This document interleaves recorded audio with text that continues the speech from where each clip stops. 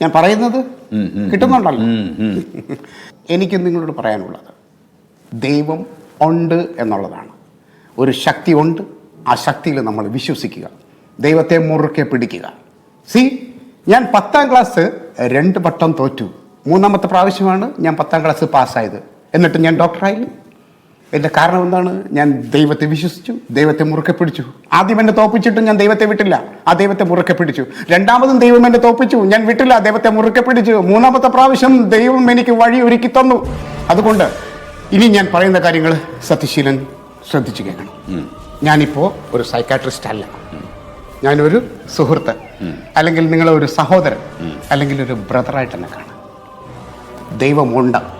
സത്യശീല, ദൈവത്തെ മാത്രം വിശ്വസിച്ചുകൊണ്ട് മുന്നോട്ട് പോകുക. നിങ്ങൾക്ക് നല്ലത് വരുമ്പോൾ ദൈവത്തെ വിശ്വസിക്കുകയും മോശം വരുമ്പോൾ ദൈവത്തെ തള്ളി പറയരുത്. മോശം വരുമ്പോഴും ദൈവത്തെ കൈവിടാതെ ദൈവത്തിൽ വിശ്വസിച്ച് മുന്നോട്ട് പോയാൽ ദുർഘടഘട്ടങ്ങൾ പരീക്ഷണം വരുമ്പോഴും നിങ്ങൾ ദൈവത്തെ കൈവിടാതെ മുന്നോട്ട് പോകുക. ദൈവം നിങ്ങളെ കൈവിടില്ല. നിങ്ങൾ വിശ്വസിപ്പിൻ, ദൈവമുണ്ട്, ദൈവമുണ്ട്. നിങ്ങൾക്ക് പുതിയ വഴികൾ തുറന്നു തരും ഈ ദൈവം. നിങ്ങൾക്ക് അതിലൂടെ സഞ്ചരിക്കാം. ആ പാതയിലൂടെ നിങ്ങൾക്ക് സഞ്ചരിച്ച് നിങ്ങൾക്ക് വിജയത്തിലേക്ക് പോകാം. വലിയ വലിയ സാമ്രാജ്യങ്ങൾ നിങ്ങൾക്ക് പടുത്തുയർത്താൻ പറ്റും. ദൈവമുണ്ട്, ദൈവമുണ്ട്, ദൈവമുണ്ട്. സത്യമാണ്, ഇത് സത്യമാണ്.